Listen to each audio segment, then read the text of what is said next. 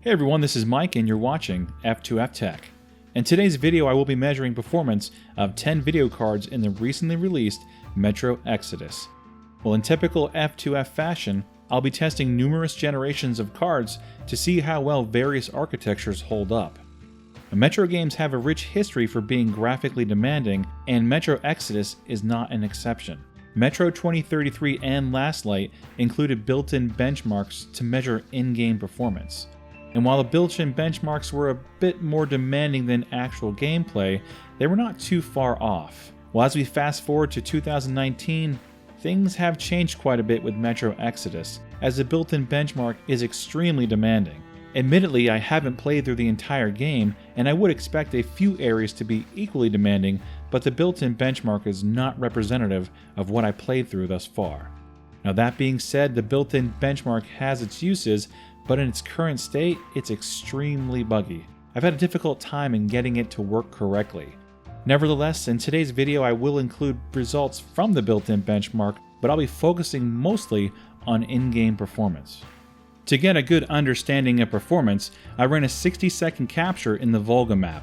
And to give everyone an idea of what area was tested, here is a recording from the run that I used to get my results.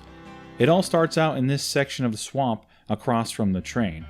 I first back up to a piece of destroyed aircraft and then line my sights up correctly with the center of the tire across from the water. As soon as I start to walk forward, I start my 60-second capture. And as I continued to walk across the swamp section, I then turned to follow the path up the embankment. And when I reach the top, I turn left and center myself on the railroad track. I continue to walk straight until I reach the second canopy post on the right, and then I strafe left to center myself on the path. Mark 1, what the hell? And ignore that man. At the end of the path, I strafe right and continue down the right track until the capture is over. Pretty simple run, it's very repeatable and very consistent. It also incorporates a lot of the environments found in the Volga map. I will say, as you start to turn towards the train, you will see FPS drop on all the cards. And I think that's because of the fire and smoke effects that are present that take their toll on the GPU. Well, now that you've seen the run, you can obviously test this out on your own to compare results. Alright, well now that we got that out of the way, let's take a quick look at today's contenders and the clock speeds they averaged during my testing. Let's start things off with the ATI/AMD cards. And the first one up we have is the Gigabyte HD 7770 overclock 1GB model. Now we have the Asus Matrix Platinum HD 5870 2GB, the XFX HD 6950 with unlocked shaders and increased clock speeds and power limit to equal that of a HD 6970, the AMD HD 7970 GHz edition, the Gigabyte R9 390 G1 Gaming.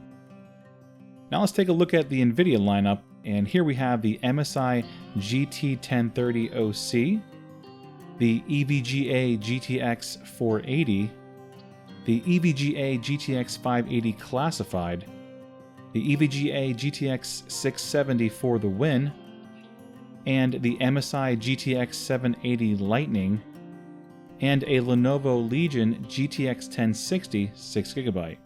Today's testing was done with 3 graphics presets at 1080p. I tested using the low and medium presets along with 16x Anisotropical Island filtering. Last I used the high preset and coupled it with tessellation to bring all of these cards to their knees.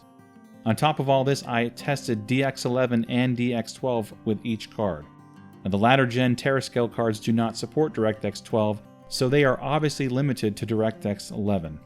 As for the Fermi cards, they do have limited DX12 support, and I wasn't sure if we'd see full compatibility here, but to my surprise, DX12 works fine with all the Fermi cards tested.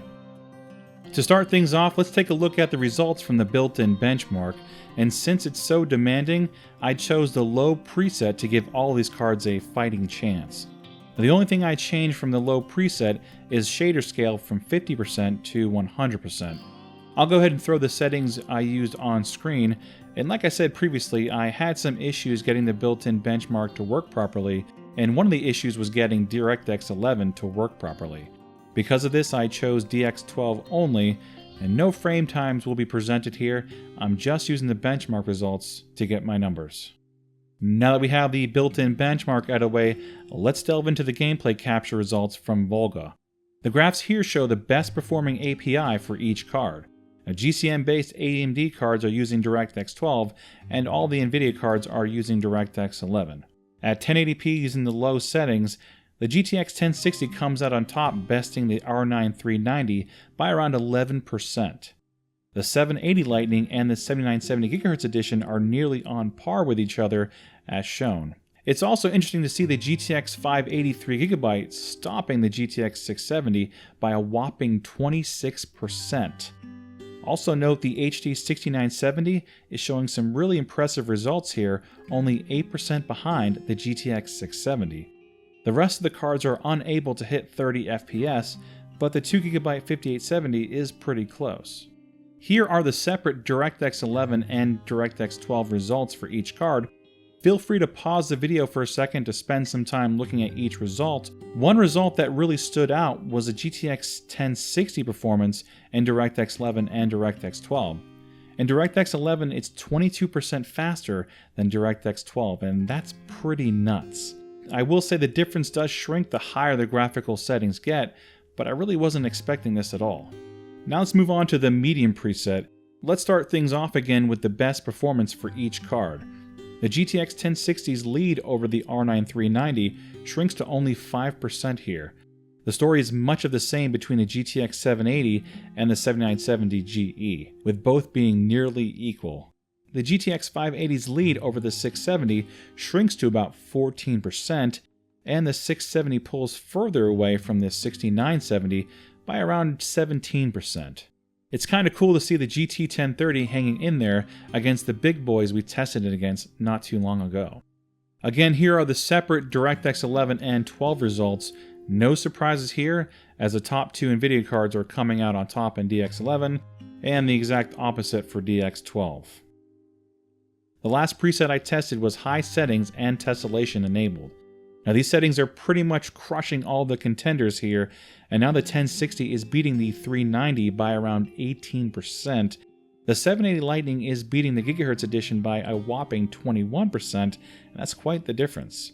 The 580 still keeps its lead over the GTX 670, but by only 8%. The HD 6970 is now out of the race, as adding tessellation just destroyed it. All the other cards are barely doing double digits, so there's not a whole lot to say here. Looking at the DirectX 11 results, we can see the 780 is on the heels of the 390, and the 7970 GE falls further behind. Now when we enable DirectX 12, of course it helps the AMD cards, but it's still not enough for the GHz edition. It appears when high settings and tessellation are enabled, the AMD cards take a bit of a back seat to the NVIDIA cards. I wasn't sure if there was some tessellation sabotage going on here or something else in this GameWorks title, so I put the 7970 GHz edition back in my system and then went into Radeon settings and manually set the tessellation level to 8x. I ran the benchmark multiple times and I didn't see any positive effects on frame rates. And tessellation has always been somewhat of an Achilles heel for AMD cards, though Tahiti and Granada are both a marked improvement over Cypress and Cayman.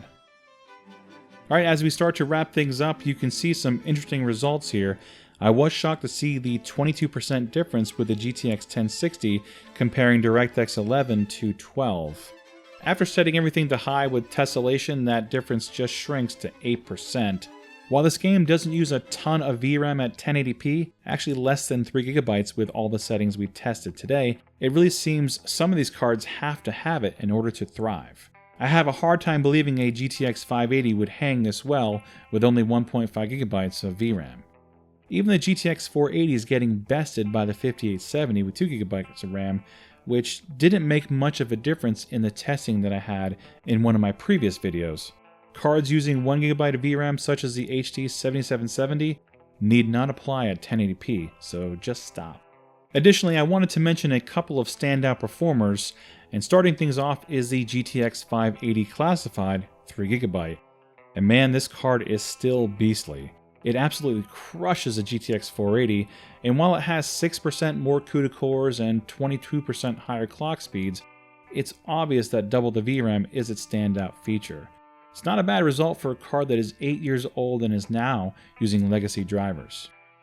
Before we move on to the last standout performer, I wanted to give an honorable mention to the HD 6950 disguised as the HD 6970. It's pretty nuts to see a Terascale card coming this close to a GTX 670. Using DirectX 11, the 670 is only 8% faster at low settings. Yes, the 670's performance lead does grow as the graphical settings increase, especially when tessellation is introduced, but it's still a surprising result from AMD's 2010 flagship using drivers from a lifetime ago. The last standout performer here goes to the red team with the legendary 7970 GHz edition.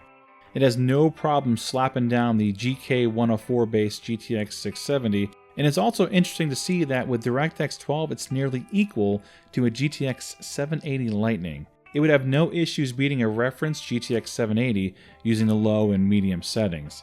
It's pretty crazy to think that an OG 7970 was just 10% faster than a GTX 580 after its release.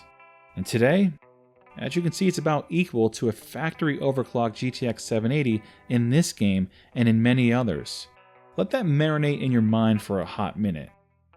Yes, the GHz edition is around 10% faster than the original 7970, but in my opinion the 7970 has to be the best aging GPU of all time. Call it the George Clooney of graphics cards. And on that note, it's time to bring this video to a close. I do have a follow-up to this video featuring the new Far Cry title, so be on the lookout for that. And if you're new to the channel and you like this type of content, then please get subscribed. Furthermore, please check out my Amazon and Humble Bundle affiliate links found in the video's description if you want to help support the channel. And as always, thanks for taking the time to watch the video.